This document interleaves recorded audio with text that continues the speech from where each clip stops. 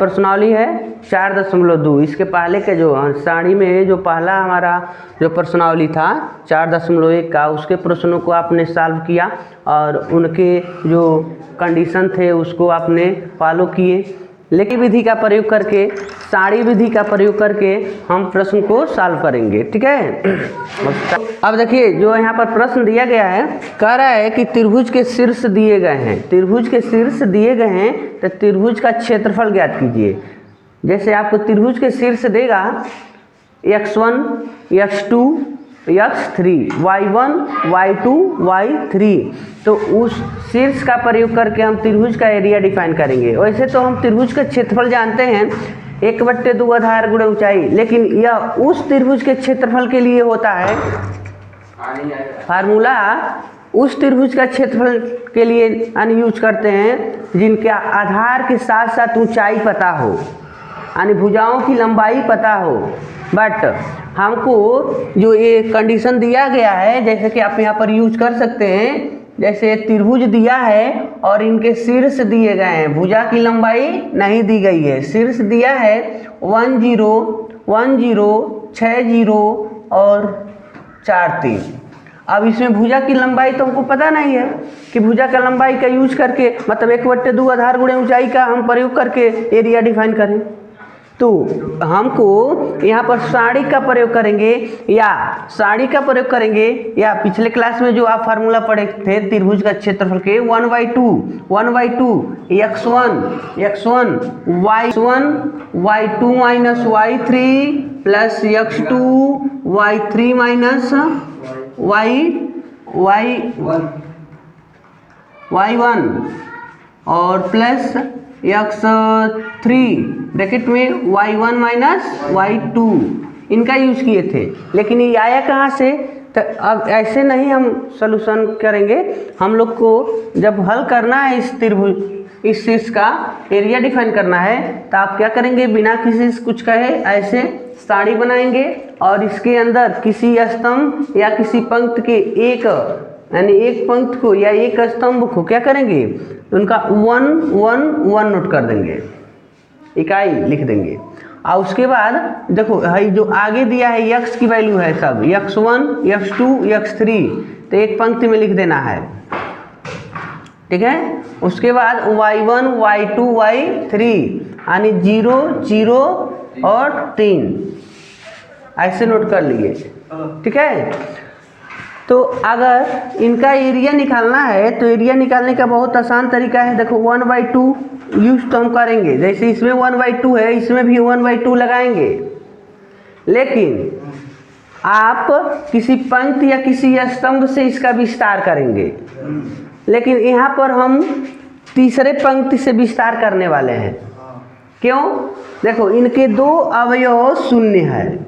अगर किसी पंक्ति में 3x3 का किसी कोई सारणी है 3x3 का है और उसके 2 अवयव शून्य हो, तो उसी पंक्ति में या स्तंभ में चले जाना, ठीक है। क्यों? क्योंकि जिनमें ये लोग हैं ना, तो 2 लोगों को शून्य कर देगा, 0 कर देगा, और बाकी जो बचेगा उसका ही मान हमको निकालना है। तो जब अगर हम तीसरे पंक्ति की बात करते हैं, तीसरे पंक्ति से, तो देखो अब इस तीसरे पंक्ति में यहाँ है तो 0 होगा, लेकिन यहाँ पर आओ सीधे 3, तो तीसरी पंक्ति और तीसरा स्तंभ है तो प्लस ए होगा। तो आप इसमें पुट करिए तो इसका मान 1 1 1 6, ठीक है। तो इनको हम सॉल्व करेंगे, यहीं पर सॉल्व करते हैं। 1/2 ब्रैकेट में देखो, पहले तो ब्रैकेट में 3 और छोटा वाला में 6 कम 6 माइनस 1, तो 1/2 गुणे 3 गुणे आई घटाएंगे तो 5, तो ये हो गई ने 5 3 15/2 वर्ग इकाई। इस प्रकार इसका मान मिल गया, ठीक है। अब देखो थोड़ा सा समझा देते हैं। अगर हम सीधे इस पंक्ति से न चल दिए, जिस लाइन में 0 0 था, अगर आप वहाँ नहीं गए होते, 0 0 वाले पंक्ति में नहीं गए होते, आप कहे होते कि पहले पंक्ति से, तो पहले पंक्ति से हम निकालते हैं 1/2 अब देखो भाई 1 के पास, तो 1 छोटा सा उपसाणिक लिखेंगे, ऐसे ढकना है ना, तो ठीक है। पंक्ति में 6 4, दूसरे पंक्ति में 0 0, 6 4 0 3, ठीक है, 0 3। उसके बाद -1 यहाँ पर आ गए, -1, तो इसको ढक लेंगे, तो 1 4 और 0 3, 1 4 0 3 प्लस इस वाले 1 के पास आ गए, तो इस उपसाणिक में लिखेंगे बाबू ऐसे 1 6 0 0, 1 6 0 0, ठीक है। अब देखो 1/2 और 1 है आगे, और इसका गुणा इससे करेंगे तो 18, माइनस इसका इससे करेंगे तो 0, -1, देखो इसका इससे करेंगे तो 3, आज 0 का 4 सही है तो 0, प्लस 1 के पास 0 0 एकम 0 और माइनस इनका 0, तो यहाँ पर 1/2 और यहाँ देखो 18 ही बच गया, माइनस यहाँ पर 3 बच गया और ये 0 हो गए, इनको हटा दो, तो 1/2 और इसमें घटा दिए तो 15 बचेगा, तो यहाँ पर हो गया बाबू 15/2 वर्ग इकाई। अब देखो हम पहली पंक्ति से हल किए तो हम इतना विस्तार करके नोट किया, तभी हमारा रिजल्ट दिया 15/2, और यहाँ हमने किया कि तीसरे पंक्ति से हल कर दिया, और 0 0 जहाँ पर थे उनको हम लिखवे नहीं किए और सीधे जिसके पास नंबर था उसी को नोट किया, तभी हमारा रिजल्ट 15/2 दे दिया। इसका ये तात्पर्य है, आप इस बात का ध्यान आपके अंदर माइंड में ये होना चाहिए कि देख ले कि किसी पंक्ति में 2 लोग 0 नहीं ना है। अगर 2 अवयव शून्य है जिस पंक्ति में या चाहे स्तंभ में, उसी पंक्ति से आप चलना शुरू कर दीजिए, हल करना शुरू कर दीजिए, तो आपको 2-3 स्टेप बच जाएगा और तुरंत उसका रिजल्ट घोषित कर देंगे। अगले उसी में देखो, अभी इसको हम सॉल्व करते हैं, इस मतलब जो सिर्फ तो बिना कुछ किए थोड़ा सा आप काम करेंगे, लिख दीजिए हल और त्रिभुज डेल्टा बना दीजिए, और यहाँ अभी हमने पंक्ति में 1 1 का यूज किया, अभी आप चाहें तो 1 1 1 ऐसे यूज कर लीजिए, स्तंभ में यूज कर लीजिए 1 1 का, ठीक है। और उसके बाद जो x की वैल्यू है x1 x2 x3, तो इसको दूसरे स्तंभ में नोट करिए, तब देखो 2 1 1। अब देखो y वाले फंक्शन को 7 1 8, अरे यहाँ पर 10 है, ठीक है, लगा है 1 है, ठीक है। अब देखो इनका हम लोग एरिया डिफाइन करते हैं, यहाँ 1/2 का यूज करते हैं, यानी हाफ लगाते हैं, तो 1/2। अब जो कुछ भी हम करेंगे, देखिए पहली पंक्ति से हल करते हैं 1 और ऐसे छोड़ देंगे तो 1 1 और 10 8, जब 2 के पास जाएंगे तो -2, तो दूसरी पंक्ति या दूसरे स्तंभ को छोड़ेंगे तो 1 1 1 8, ऐसा ही पाया। अगर 7 के पास चले गए बाबू तो +7,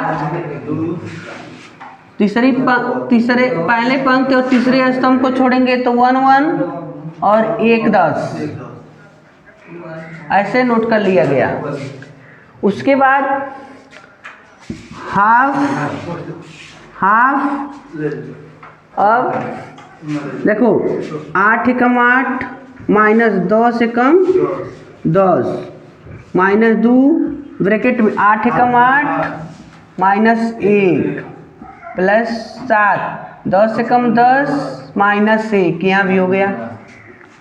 तो 1/2 जब इसको 10 है और इसमें माइनस करेंगे तो -2 बच जाएगा, माइनस में 2 -2 गुणे, यहाँ पर देखो -2 गुणे ये घटा दिए तो 7 +7 यहाँ है, और गुणे जब वही घटाएंगे तो 9 बच गया।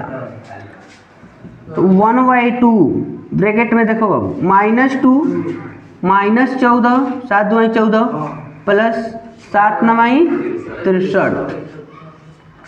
अब देखो माइनस, ये दोनों माइनस हैं, तो यहाँ पर 1/2 और ब्रैकेट 63 पहले लिख दिए और इन दोनों को ऐड कर लेंगे तो 16 हो गया माइनस में। तो 1/2 गुणे, देखो 13 में 6 माइनस कर देंगे, जब 13 में 6 माइनस करेंगे तो 7 बच गया, ठीक है। और 5 में 1 माइनस किए तो 4 बच गया, यानी हो गया 47/2, 47/2 वर्ग इकाई, ठीक है। इस प्रकार इसका आपका मान मिल जाएगा। अभी इसमें तीसरा यानी और भी दिए गए हैं, पहले में जो दिया है प्रश्न त्रिभुज का शीर्ष दिए गए हैं, तो एक और दिया है मात्र एक, तो उसको आप स्वयं सॉल्व कर लेंगे। हम इसमें दूसरे प्रश्न को सॉल्व करते हैं। कह रहा है कि दर्शाइए कि ABC करके शीर्ष दिए गए हैं, तो इसमें पूछ रहा है कि संरेख है कि ना है। दूसरे में कह रहा है कि दर्शाइए कि जो हमारा शीर्ष है A, तो इसका निर्देशांक दिया है A स्मॉल a और B प्लस सी। पुनः दूसरा शीर्ष है B, इसका निर्देशांक है B C प्लस a, और तीसरा शीर्ष दिया है C जिसका निर्देशांक है C A प्लस B। और कह रहा है कि ये संरेख है। आप शीर्ष है, ये एक त्रिभुज नहीं बना रहा है, यह सरल रेखा पर स्थित है, यानी A B C ऐसे खड़ा हुआ है, ऐसे बिंदु पर है, संरेख है। इसका कहना है कि सिद्ध करो, दिखाओ कि संरेख है। तो संरेख का ये मतलब है, जब ये बताओ जब तीनों शीर्ष ऐसे रहेगा और त्रिभुज नहीं बनेगा तो उसका एरिया कैसे मिलेगा। त्रिभुज का क्षेत्रफल 0 हो जाएगा। अगर मान लो इसमें से कोई, मान लो B ही अगर यहाँ पर रहा होता तो ऐसे मिलाते तो त्रिभुज बन जाता, ठीक है। लेकिन प्रश्न का कहना है कि संरेख है, सिद्ध करिए संरेख है। तो हम इनका क्षेत्रफल तो ज्ञात करेंगे, लेकिन अगर वैल्यू जो है क्षेत्रफल 0 अगर आ जाता है तो कहना है कि संरेख है। तो देखिए यहाँ पर हम एरिया निकालते हैं। तो पहले 1 1 1 नोट कर दिए, उसके बाद x का मान a, b x1 x2 के मान b, x3 के मान c, ठीक है। उसके बाद y1 के मान देखो b प्लस c, और y2 के मान c प्लस और a प्लस, ऐसे नोट कर लिया गया। अब किसी पंक्ति से हल करना है, तो चलो पहले पंक्ति से हल करते हैं। तो 1 लेंगे 1, तो यहाँ से देखो ऐसे ढक लिए, BC नीचे C प्लस a और a plus b, plus minus नहीं होता है माइनस होता है, -1 इनके पास आ गए, इसको ले रहे हैं। तो ऐसे छोड़ दिए AC B प्लस C और a प्लस b हो जाएगा, और प्लस यहाँ पर इस 1 के पास आ जाएंगे, तो ऐसे ढक लेना है AB और B प्लस C और C प्लस a, ठीक है। अब देखो 1/2, अब इनका क्रॉस गुणा करिए। तो जब क्रॉस गुणा करेंगे इनका इनके साथ b के साथ a प्लस b और माइनस, या इससे गुणा करेगा c के साथ c प्लस a -1। अब देखो, अब यह इनसे गुणा करेगा a के साथ, कौन गुणा करेगा a प्लस b, और माइनस c के साथ b प्लस c।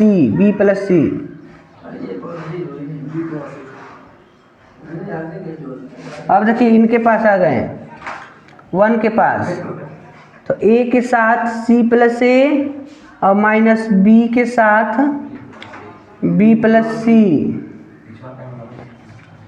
अगर हम इनको सॉल्व कर लेते हैं 1/2, देखो b ब्रैकेट में कोष्ठक तोड़ो, a प्लस b माइनस इसका इसमें गुणा कर लेना है।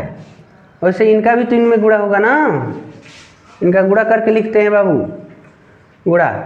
तो इनका गुणा इसमें ab हो गया अब बी का बी से तो बी स्क्वायर माइनस इनका इनसे किए तो सी और इनका इनसे किए तो माइनस सी ए। यहाँ पर आ जाओ बाबू, इसमें अभी पैक करके हैं, इसको गुणा करेंगे तो A square plus A B minus C B plus C square plus यहाँ पर आ जाइए ए का सी से ए सी और plus A square minus B square minus plus मिलके माइनस बी सी। ठीक है, थोड़ा सा एक लाइन हम बचाना चाहते हैं, अगर ये ब्रैकेट हटा देंगे तो ये नेगेटिव हो जाएगा, प्लस है तो माइनस हो जाएगा और माइनस है तो प्लस हो जाएगा। ठीक है, वैसे ही इसके नाते ही माइनस हुए होते ना, माइनस रहे, इसका इसमें गुणा हुआ तो माइनस होगा, लेकिन इसके नाते ये प्लस हो गया। आ जाइए यहाँ पर, तो यहाँ तो जैसे प्लस है तो प्लस ही रहेगा। ठीक है, क्योंकि ये चिन्ह पॉजिटिव है। अब यहाँ से वहाँ तक देखो कुछ कट रहा है, तो यहाँ देखना है बाबू, देखो ए बी है ना, तो कहीं ना कहीं माइनस में ए बी होगा, बी स्क्वायर है तो माइनस में कहीं बी स्क्वायर होगा, सी स्क्वायर है माइनस में तो प्लस में कहीं सी स्क्वायर यहाँ है। ठीक है, सी ए माइनस सी ए प्लस में ए सी, ए स्क्वायर प्लस में ए स्क्वायर, सी बी माइनस में सी बी।